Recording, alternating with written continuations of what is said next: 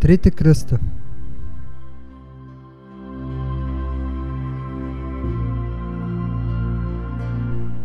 Трите кръста, издигнати на Голгота, на които увиснаха Божият син и двамата злодеи, и днес, 2000 години след това, възприемаме като свидетелство за човешката жестокост и белег на бездната на смъртта. Но имаше една разлика. Върху два от тях заблестя небесната светлина, а върху третият остана вечният мрак, вечната тъма. Кръстът вдясно е паметник на вечно спасение. На този кръст Христос спаси един разбойник, когато човешките закони погубваха за неговите престъпления.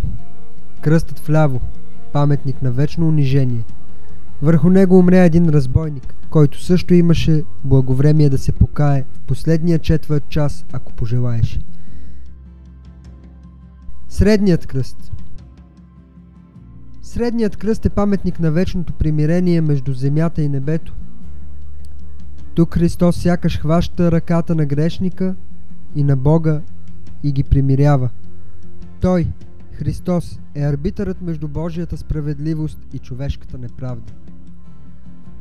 Когато говорим за средния кръст, ние не говорим за проклетото дърво, а за този, който беше прикован на него.